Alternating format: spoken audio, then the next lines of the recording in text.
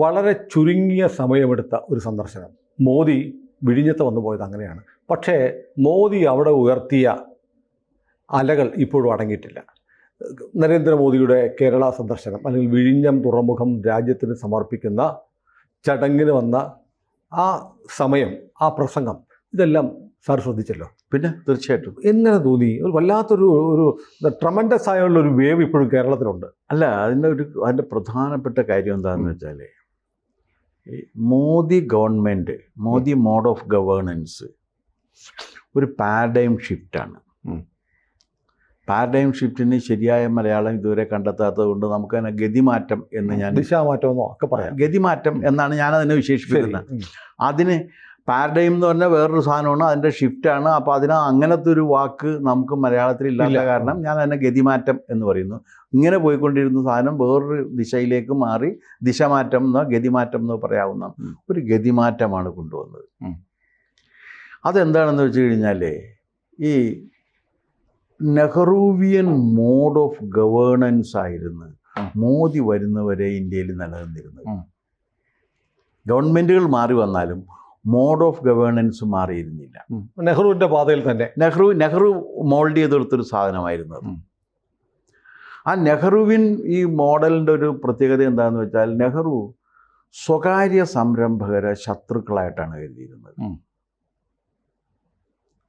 Public private participation എന്ന സങ്കല്പം, അതായത് പൊതുമേഖലയും സ്വകാര്യ മേഖലയും പങ്കാളികളായി വികസനം നടപ്പിലാക്കുക എന്ന് പറഞ്ഞൊരു സങ്കല്പം, അത് നെഹ്റുവിൻ്റെ പാതയിൽ നിന്നും ചലിച്ചുകൊണ്ട് അതിന് തുടക്കം കുറിച്ചത് ആരാണെന്ന് വെച്ചാൽ നമ്മുടെ PV നരസിംഹറാവുവാണ്.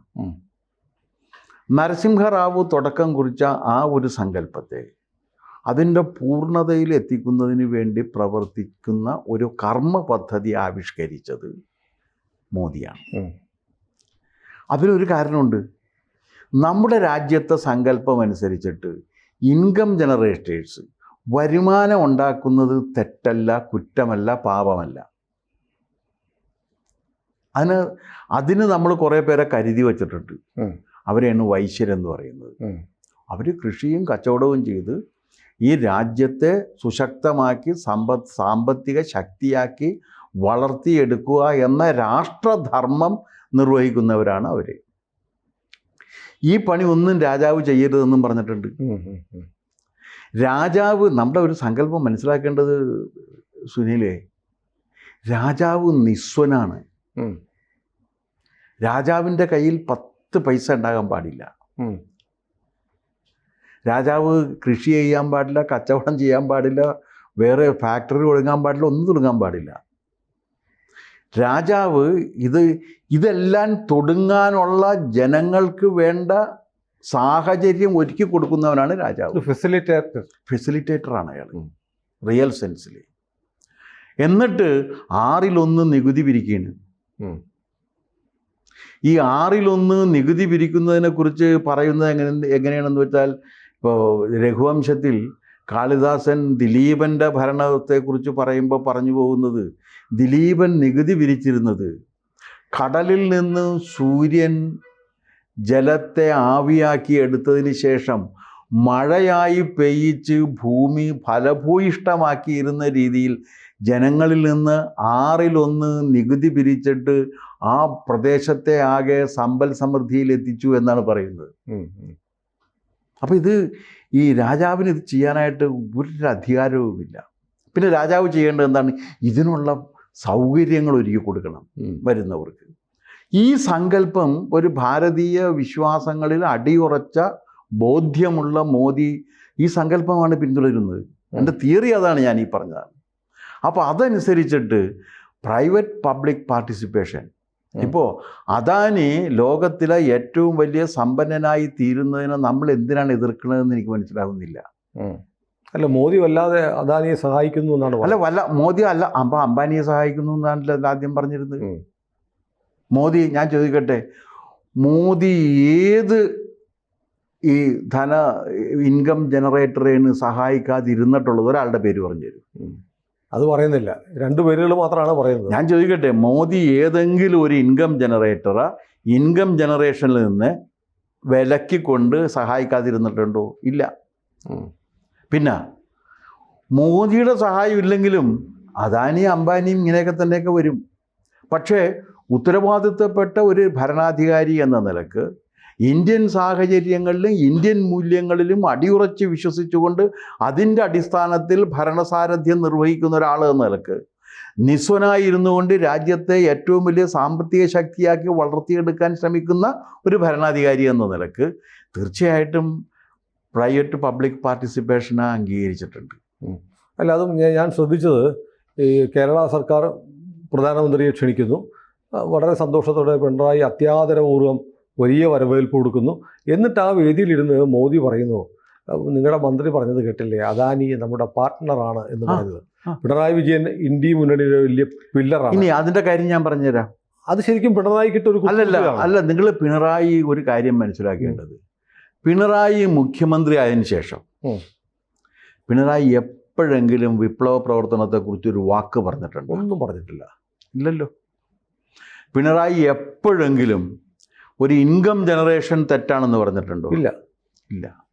പക്ഷേ നമ്മുടെ ചെറുപ്പകാലം, നിങ്ങളുടെ ചെറുപ്പകാലം, എൻ്റെ ചെറുപ്പകാലത്ത് എൻ്റെ സുനിലെ കുറേ ശത്രുക്കളുണ്ടായിരുന്നു. ടാറ്റ, ബിർള, ഗോയങ്കയും 3 പേരും ഞങ്ങളുടെ ജനറേഷൻ്റെ ശത്രുക്കളാണ്. പക്ഷേ ഇപ്പോൾ ഞങ്ങൾ ഈ മുളകാട്ടൊക്കെ ഉള്ള ജനങ്ങൾക്ക് ഈ ടാറ്റയും ബിർളയും ഗോയങ്കയും എന്ന് പറഞ്ഞ ആളുകളുടെ പേരുകളാണെന്ന് സത്യത്തിൽ അറിയില്ലായിരുന്നു. കാരണം ഞങ്ങളുടെ അവിടെ പത്രോസ് എന്നും പൗലോസ് എന്നും വർക്കി എന്നും മറ്റേത് സേവോ എന്നും, സേവ്യറിനെ ഞങ്ങൾ സേവോ എന്നാണ് വിളിക്കണം. പിന്നെ ഈ രാമൻ, കൃഷ്ണൻ, ജ്യോതി, ഗീതി എന്നൊക്കെ പറഞ്ഞിട്ടുള്ള കുറേ പേരുകളൊക്കെ ആയിട്ടാണ്. ഇതിനിടയ്ക്ക് ടാറ്റ, ബിർള, ഗോയങ്ക എന്ന പേരുകൾ മനുഷ്യർക്ക് ഉണ്ടാകുമെന്ന് ഞങ്ങൾ വിശ്വസിച്ചിരുന്നില്ല. എന്തോ ഭീകരമായ പേരുകൾ പോലെയാണ്. പക്ഷേ ഞങ്ങൾക്ക് ഒരു കാര്യത്തിൽ ഉറപ്പുണ്ടായിരുന്നു, ഇവർ 3 ശത്രുക്കളാണെന്ന്.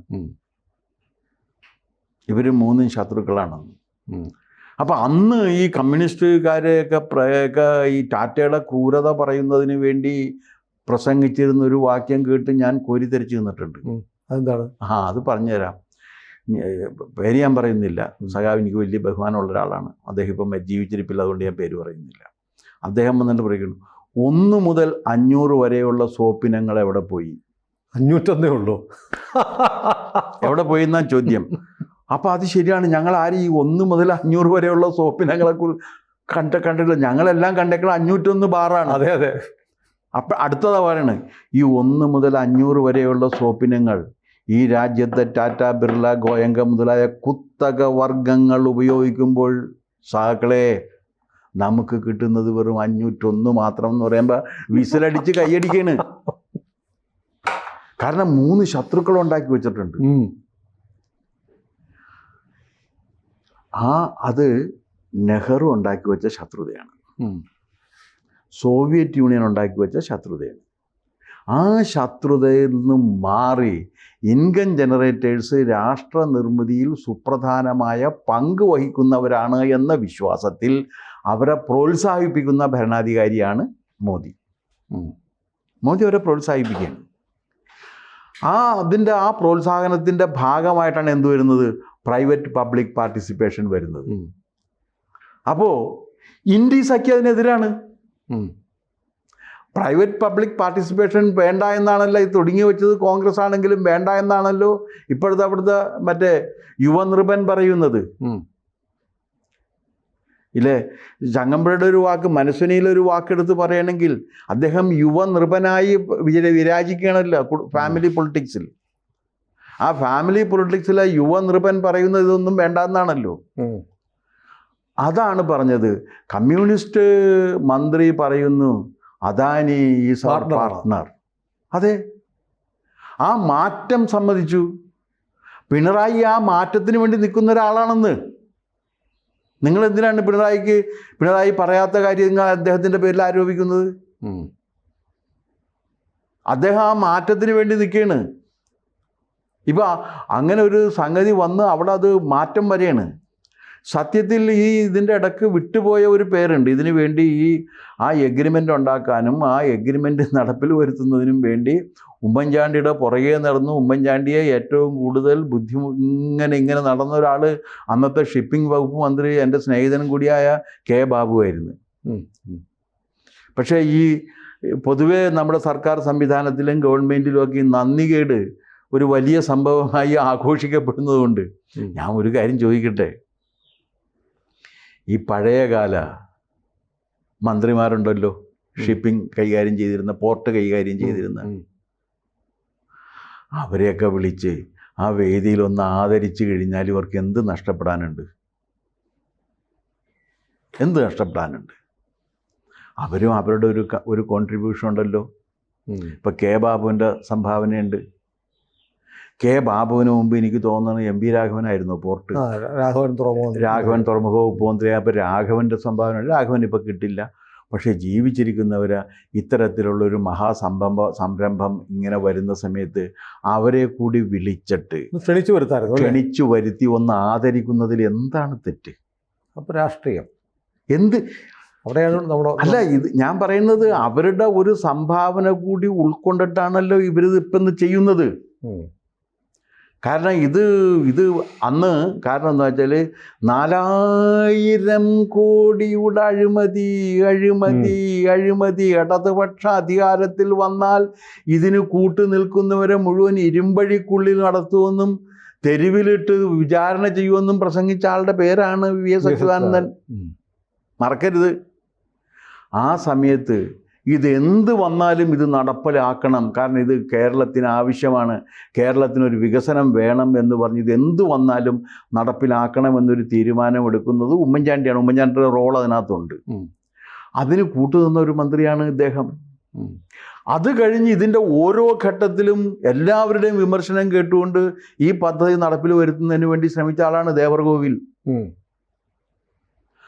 അവരെയൊക്കെ വിളിച്ചിട്ട് ഇവരൊക്കെ ഇതിനകത്ത് ചെയ്തവരാണ്, ഞങ്ങളിതിനകത്ത് രാഷ്ട്രീയമൊന്നും നോക്കുന്നില്ല, പക്ഷേ ആ മന്ത്രിമാരെയും കൂടി ഒരു മിനിറ്റ് ഒന്ന് ആദരിക്കണം എന്ന് പറഞ്ഞു കഴിഞ്ഞാൽ നരേന്ദ്രമോദി വേണ്ടെന്ന് പറയില്ല. പക്ഷേ നമ്മുടെ കേരളത്തിലെ രാഷ്ട്രീയക്കാർ ആ ലെവലിലേക്ക് വളർന്നിട്ടില്ല. എന്തൊരു അല്പത്തമാണിത്. അതെ. കാരണം അവരുടെ ഇത് ഒരു ദിവസം വന്നു കഴിഞ്ഞപ്പോഴേക്കും എന്താണ് നമ്മുടെ അദ്ദേഹത്തിൻ്റെ പേര് വാസവൻ ഒരു ദിവസം വാസവൻ ഇതിൻ്റെ എൻ പോർഷനിൽ എത്തിയെന്ന് മാത്രമല്ലേ ഉള്ളൂ. ഈ റിലേ അല്ലേ സാർ? അതെ. ഈ റിലേ ഓർക്കുമ്പോൾ ഒരു പേരുടെ ഉണ്ട് sir, sir C P Ramaswamy Iyer ഉണ്ട്. കാരണം അദ്ദേഹമാണ് ഇതിനെക്കുറിച്ച് ആദ്യം സങ്കല്പിച്ചത്. അദ്ദേഹത്തിന് ഞാൻ ആ ഭാഗം ഞാൻ വായിച്ചിട്ടുണ്ട്. അദ്ദേഹം അന്ന് പറഞ്ഞൊരു കാര്യം, ഇതൊരു നാച്ചുറൽ പോർട്ടാണ്, ഇത്രയും ആഴമുള്ള ഒരു പോർട്ട് വേറെ ലോകത്ത് വിരളമാണെന്നാണ്. വേറെ ഏതോ 2 സ്ഥലത്തിൻ്റെ പേര് കൂടി അദ്ദേഹം അതിനകത്ത് പറഞ്ഞിട്ടുണ്ടെന്നാണ് എൻ്റെ ഒരു ഓർമ്മ. പണ്ട് വായിച്ചൊരു ഓർമ്മ വെച്ച് പറയുന്നതാണ്, തെറ്റിയേക്കാം, തിരുത്താവുന്നതാണ് എന്നെ. പക്ഷേ അദ്ദേഹം അത് അന്നേ പറഞ്ഞിട്ടുണ്ട്. പിന്നെ ഒരു കാര്യം, സർ സി പി ആണ് സത്യത്തിൽ കേരളത്തിൻ്റെ വികസനത്തിന് ഒരു അസ്ഥിവാരമിട്ട ഒരു ഭരണാധികാരി എന്ന് പറയുന്നത് സർ സി പി ആണ്. അത് തിരുവിതാംകൂറിൽ അദ്ദേഹം ഭരിച്ചിരുന്ന സമയത്ത്. കാരണം അദ്ദേഹത്തിനായിരുന്നു ഇങ്ങനെ ഒരു വളരെ വിശാലമായ ഒരു കാഴ്ചപ്പാട് ഈ കാര്യത്തിലേക്ക് ഉണ്ടായിരുന്നത്. എല്ലാ കാര്യവും അങ്ങനെ ഉണ്ടാക്കിയില്ല, യൂണിവേഴ്സിറ്റി എല്ലാം അങ്ങനെ ഉണ്ടാക്കിയാണ്. അദ്ദേഹത്തിൻ്റെ വിഷനാണ് ബാക്കിയുള്ളത്. അതിന് അന്ന് തുടങ്ങാത്ത പുതിയതൊന്നും ഇന്ന് കാണിക്കാനില്ല. പിന്നെ അത് കഴിഞ്ഞതിന് ശേഷം എന്ന് വെച്ചാൽ ആ ഇൻഡസ്ട്രിയലൈസേഷൻ്റെ രംഗത്ത് പിന്നെ ഒരു പങ്ക് വഹിച്ച ഒരാൾ ദാമോദരൻ മേനോനാണ്. കുറച്ചു കാലം അദ്ദേഹം വ്യവസായ വകുപ്പ് മന്ത്രിയായിരുന്ന സമയത്ത്. സി പിയുടെ കാര്യത്തിൽ ഞാൻ ഞെട്ടിപ്പോയിട്ടുള്ളത്, സാറിന് അറിയാതിരിക്കും ശരിയാണെന്നുണ്ട്, ഞാൻ വായിച്ചിട്ടുണ്ട്, എൻ്റെ ഓർമ്മയിൽ നിന്ന് പറയുക, കേരള സർവകലാശാല തുടങ്ങിയപ്പോൾ വൈസ് ചാൻസലറായിട്ട് ഐൻസ്റ്റീൻ കത്തയച്ചു. ശരിയാണോ? സത്യമാണ്.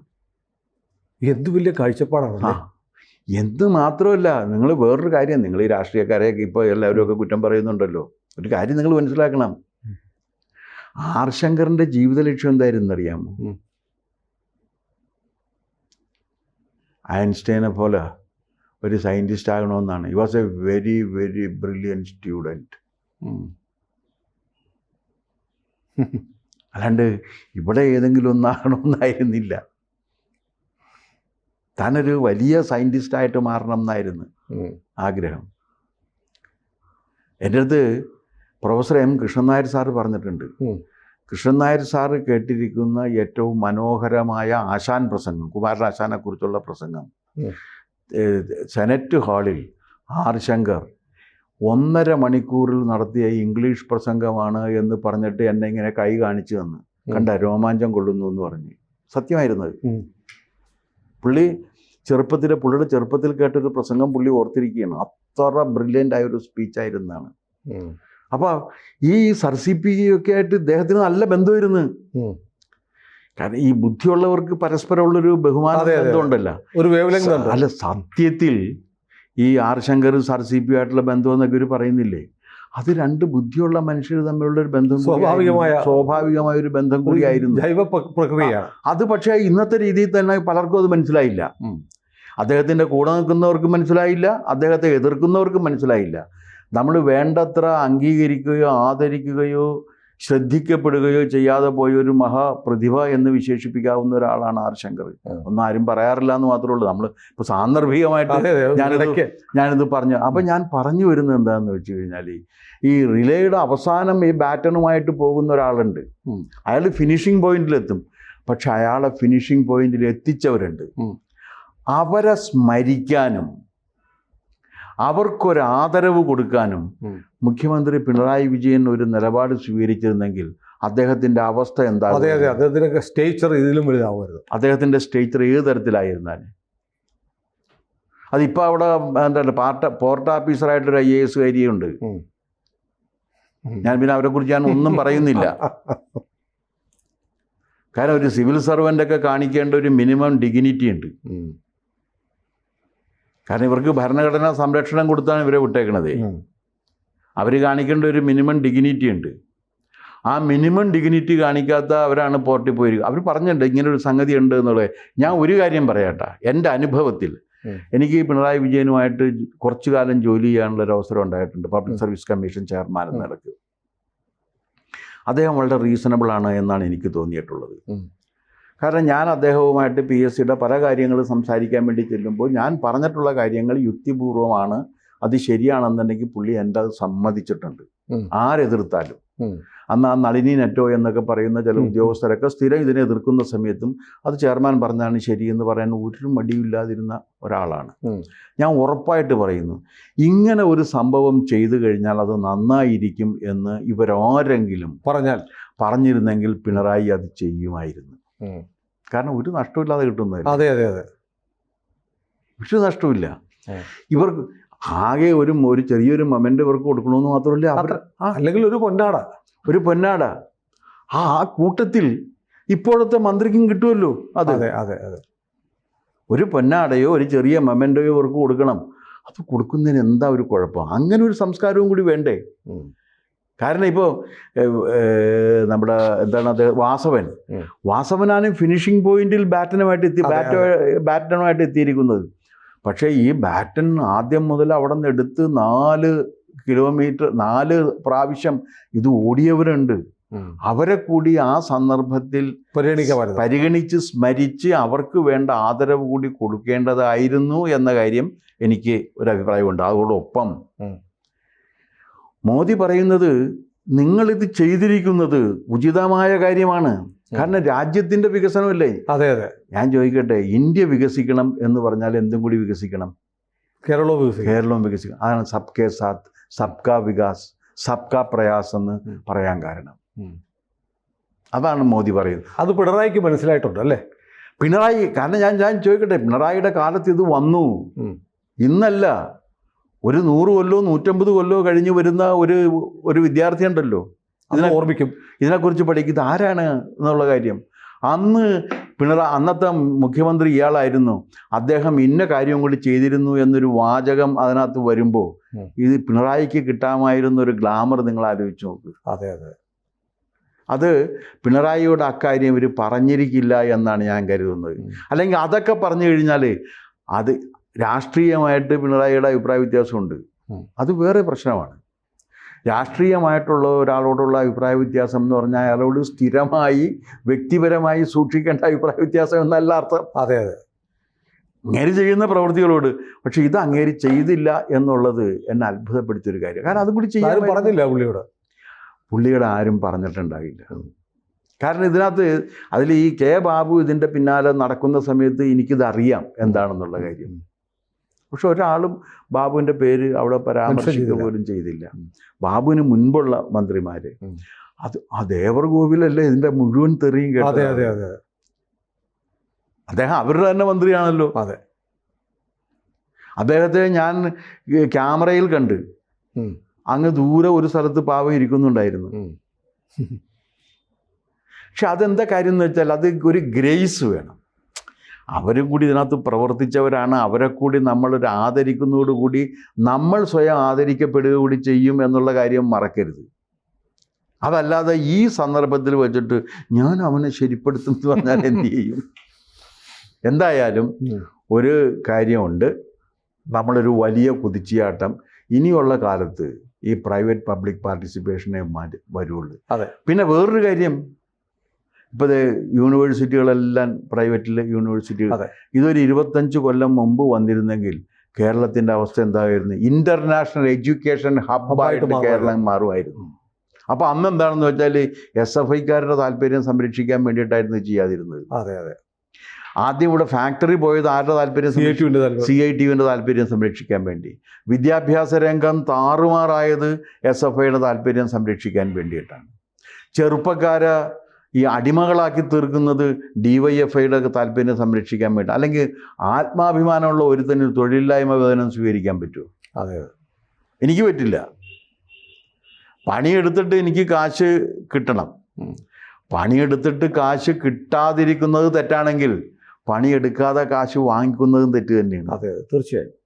അപ്പോൾ അത് കരുണാകരൻ പറഞ്ഞിട്ടുണ്ട്, പ്രത്യുൽപാദനപരമല്ല എന്ന് പറഞ്ഞിട്ടുണ്ട്. ഒരുപാട് ചീത്ത കേട്ടിട്ടുണ്ട് കരുണാകരൻ. ആന്റണിയാണ് നശിപ്പിച്ചതെന്ന്, AK ആന്റണി. അങ്ങനെയല്ലേ ഇത് ഏർപ്പെടുത്തിയത്? കേരളം നശിപ്പിച്ച ഒരു 3-4 തീരുമാനങ്ങളിൽ AK ആന്റണിയുടെ ക്രെഡിറ്റിലുള്ളതാണ്. അതിലൊന്നാണിത്. വേറൊന്നും കൂടി പറഞ്ഞിട്ട് നമുക്ക് നിർത്താം. അതെന്താ വെച്ചാൽ എയ്ഡഡ് കോളേജ് അധ്യാപകർക്ക് സർക്കാരിൽ നിന്ന് കാശ് കൊടുക്കുന്ന സമ്പ്രദായം നമ്മുടെ ട്രഷറിയുടെ നടുപൊടിച്ച തീരുമാനമല്ലേ അത് ആന്റണി എടുത്താണ്. അങ്ങനെ ഈ കേരളത്തിൻ്റെ സാമ്പത്തിക ഭദ്രതയെ തകർക്കുന്ന തീരുമാനമെടുത്തതിൽ, അതുപോലെ തന്നെയല്ലേ ഒരാവശ്യമില്ലാതെയല്ലേ AKI സെൻറ്ററിന് അവിടെ ഭൂമി വിട്ടുകൊടുത്തത്. ഇതൊക്കെ ഈ മറ്റേ ആർക്കപ്പറമ്പിൽ നിന്നിൻ്റെ ഭൂമിയല്ല വിട്ടുകൊടുത്തതേ. ഞാനും നിങ്ങളും നികുതി കൊടുത്ത് ഉണ്ടാക്കിയെടുത്ത ഭൂമി എന്നാണ് വിട്ടുകൊടുക്കുന്നത്. അങ്ങനെ ആന്റണി എടുത്തിട്ടുള്ള തീരുമാനങ്ങളെല്ലാം ഈ തരത്തിൽപ്പെട്ടതാണ്. അതെ അതെ. ഏതായാലും മോദി വിഴിഞ്ഞം രാജ്യത്തിന് സമർപ്പിച്ചു. ആ ചടങ്ങ് കേരള രാഷ്ട്രീയത്തിൽ വരുന്ന ഒരു ദിശാമാറ്റത്തിൻ്റെ ദിശാമാറ്റം എന്താ വെച്ച് കഴിഞ്ഞാൽ ഇതോടുകൂടി, ആ ഒരു പ്രസ്താവനയോടുകൂടി ഇനി ഇന്ത്യ സഖ്യത്തിൽപ്പെട്ട ഈ ഗവൺമെൻറ്റും സ്വകാര്യ പങ്കാളിത്തത്തെ പ്രോത്സാഹിപ്പിക്കുന്ന രീതിയിലാണ്. അവർ കുറ്റക്കാരല്ല, അവരും നമ്മുടെ രാഷ്ട്ര നിർമ്മിതിയിൽ പങ്കെടുക്കുന്നവരാണ് എന്ന അംഗീകാരം നൽകുന്നതിനുള്ള ഒരാഹ്വാനം കൂടിയാണ് മോദി നടത്തിയത് എന്നാണ് ഞാൻ കരുതുന്നത്. അതിന് പിണറായി വിജയൻ അദ്ദേഹത്തിൻ്റെ സ്വതസിദ്ധമായ നിശബ്ദത കൊണ്ട് അംഗീകരിക്കുകയും ചെയ്തിട്ടുണ്ട്. അതെ അതെ. കൂടുതൽ വാർത്തകളും വിശേഷങ്ങളും നിങ്ങളിലേക്ക് എത്താൻ ABC മലയാളം സബ്സ്ക്രൈബ് ചെയ്യുക, ബെൽ ബട്ടണും അമർത്തുക.